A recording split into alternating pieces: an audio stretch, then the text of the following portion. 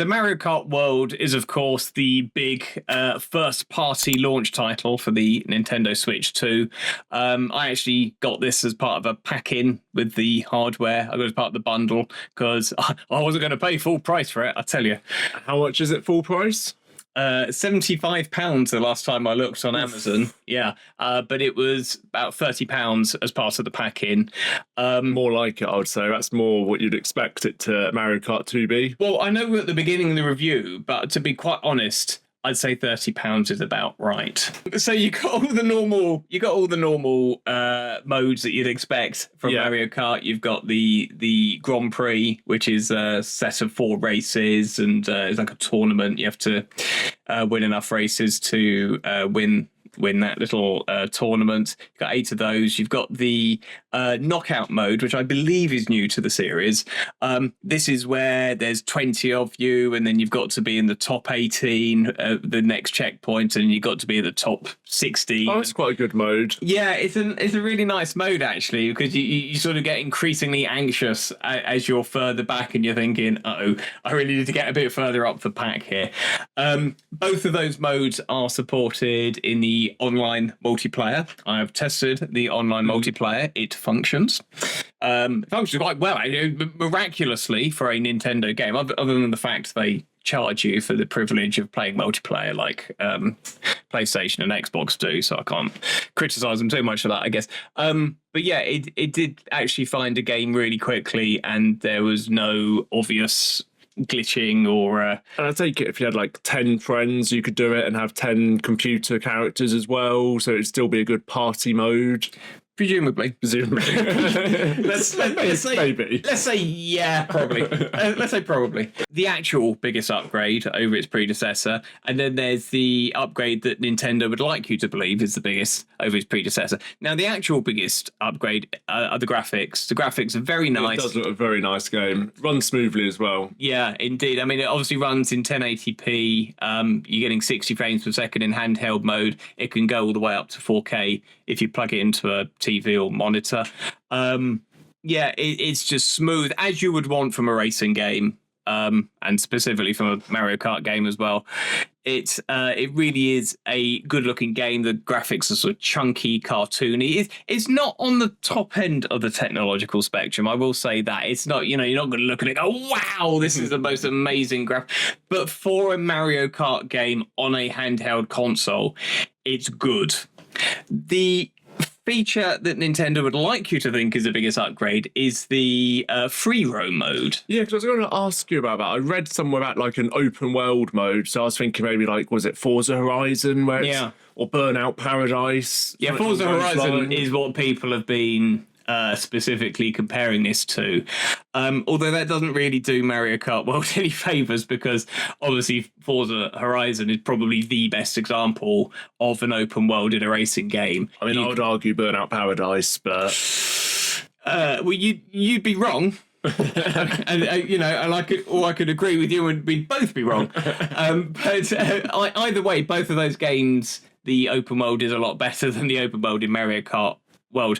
Every time I've gone into it, I just can't see the point in it being there. Well, that's what I was going to ask. So what do you do in that open world? I mean, do you have contracts fulfilled? Do you unlock stuff in it? Places to reach? Yeah, so you drive around.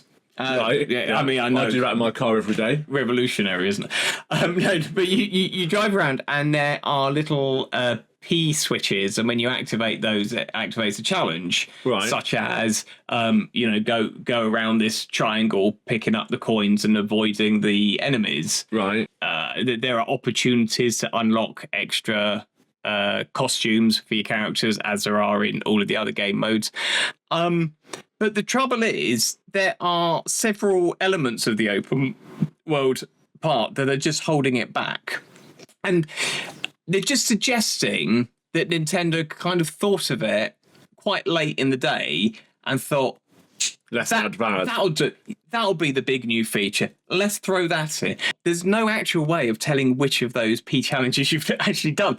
So they keep overdoing them over and over again. Well, that's the thing. You've just got to remember. And it's you have to remember things in pretty much every facet of your life. I don't want to sit down to play Mario Kart and then have to memorize which one of those. There's quite a lot of them as well. It just feels so pointless. Not very Mario Kart either. I can't ever remember thinking when playing Mario Kart, I know what I wish. I wish this had an open world part.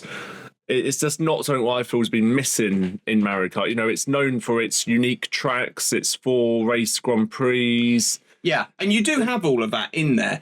I thought when I initially loaded up the game, I was expecting it to be like Forza Horizon, that you'd have all of those events but spread around the open world bit, and that you would drive to them and activate the event, or if you couldn't be bothered with that, you could just fast travel to them. But it's not even that, and also you can't actually play the that bit in 2-player mode or multiplayer mode. So how many different map options are there? Because I know the original Mario Kart 8, I'm just going back a few years, had 8 or 12 Grand Prix of 4 races, and then obviously we added even more from the deluxe version. So how many does this start with? So, well, it actually starts with 7, and then 7 sets of 4. Yeah, 7 sets of 4 courses, and once you've won all of those, it then unlocks the special cup, which is the 8th cup. It's just nothing that special about it, to be honest. It's just another set of courses, and it's the same again for knockout, except I believe you get access to all 8 of the knockouts from the off. There's not very special cup that unlocks at the end of that. So it's not necessarily a huge map pool, because obviously Deluxe added even more old maps. I know that's something more 8. It did have maybe half old maps, half new. They are actually designed quite nicely. I've seen a bit of grumbling online actually about the map design. I think the map design's fine. Actually, I'm not upset about the map design. It's quite nice. It's solid. There's nothing really popping up in the courses you think, oh, I wish that wasn't there. Oh, this is so bad. They're all good, solid courses, and you've got the occasional bit of innovative map design. I do mean occasional, but it's a pretty solid set of map design. However, you have highlighted something there in that Mario Kart 8 Deluxe had quite a lot of pretty much everything other than the free roam mode that this game doesn't have. It has way more characters, lots of characters from lots of different Nintendo games, whereas this is mostly, not exclusively, you got Donkey Kong and stuff, but this is mostly from Mario. You don't have Link, you don't have the Inklings, you don't have Kirby. It seems like a bit of a missed opportunity when you got Mario Kart 8 Deluxe that's got all of this, and then you're sort of stepping back. You have to wonder why. Could it be DLC? Could it be that Nintendo's going to sell us all of these characters later? Surely not. Oh, I couldn't see that happening. Surely not. But the same with the tracks. You know, they'll release maybe new track packages, new Grand Prix. Yeah, they might bulk do them, or they might do them by the single track or single Grand Prix. Yeah, classic ones. I should point out this is speculative, but I just can't imagine. It just feels like a really bog standard Mario Kart game. And for the money you're spending on it, if you buy it at full RRP, you'd expect there to be a lot more there, like in Deluxe. You'd expect there to be loads of retro tracks as well as the new ones. So, you know, I've got my favourite retro tracks, so, you know, you can play them as well as the new, more characters. You just expect there to be more there, maybe, to keep you going for longer. Well, that's right. When an early double the game you'd expect. Yeah, well, that's right. You got that dual thing. You've got that earlier game setting a really high bar, and then you've got that breathtakingly expensive price. And again, I've seen the Nintendo Defense Force out say, oh no, it's a reasonable price. No, bollocks, it's too much money. Everything's really expensive now. Nintendo have a lot of money. They can afford to carry on selling games at $70/£60, whatever. They can afford to carry on doing it. It is unnecessary, and everyone else has jumped on the bandwagon, so thanks for that, Nintendo. But when you're going to do that, you need to be releasing a game that justifies that. And this game does not. It doesn't even come close. I said at the beginning, I paid £30 for this because I got it as a pack-in with the hardware. So I paid £30 extra to have it included. That is about right. This is a £30 game.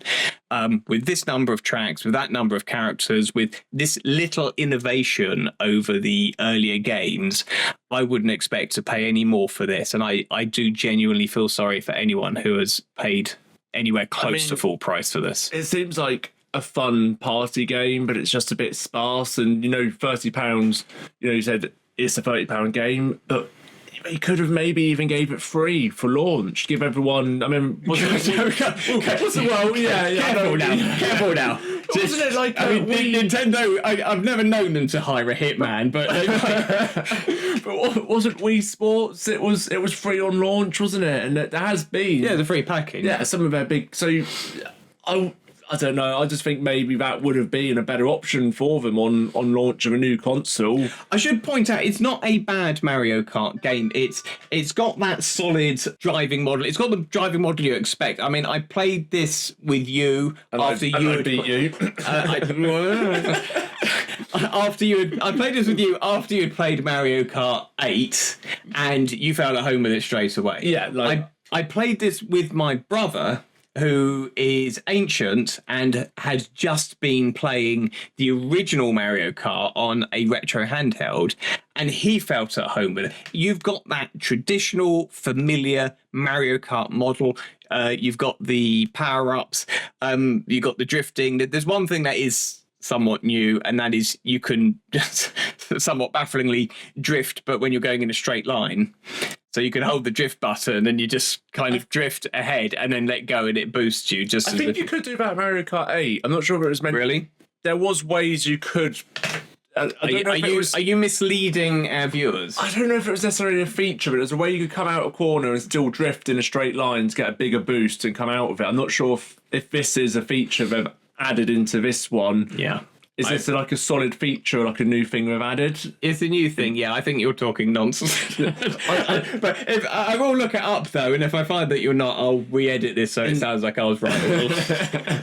So how would you summarise Mario Kart's world then? I nearly called it Mario Kart 8 World, but Mario Kart 8 World. Yeah. Well, that would actually suggest it was a more expansive game than it actually is, quite honestly. So let's start with the pros. It's visually pleasing. It is very, very smooth. Like I said, you got that 60 frames per second. It's very nice. The familiar Mario Kart driving model is there and it's at its most honed. It's, there's no complaints in that department. The knockout mode, it's a fun addition to the formula. I'm almost surprised it's not been done before. It's such a natural fit for Mario Kart. And the online does indeed seem to work, which is a miracle for Nintendo. As for the downsides, well, it in no way feels like a £75 game, or £67 if you buy it digitally. The £30 I paid for it as part of the pack-in was about right.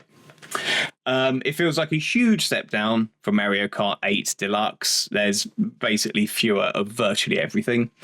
There is a far smaller character list than Mario Kart 8 Deluxe. Do I hear the spectre of DLC crashing away in the distance? Yeah, I think I probably do. The open world feels empty and just quite honestly completely pointless. I don't know why it's there other than to say, look at the new thing in Mario Kart. And also several of the game mechanics, such as, but not exclusive to, the character costumes, feel archaically implemented and poorly explained. If you're having to Google stuff, how to unlock characters and how to do certain things with the game, that is a poorly designed game, and I don't care what anyone says. They don't have manuals with them anymore. If it's not in a manual that's included in the box, it needs to be in the game, and a lot of this stuff isn't. Yeah, it's stuff that was quite easily explained in game. So what score would you give it then? So it's getting 60%, which on our review scale is fair. That is basically in recognition of the fact that it is the Mario Kart that you know and probably love. But it's just not really a step up from Mario Kart 8 Deluxe. And it's not what Nintendo would be hoping for on the launch of a new console. You really want one of your best games on launch. Yeah. What you'd want to be getting 1995s on a launch title. Yeah, well, it's not getting that price.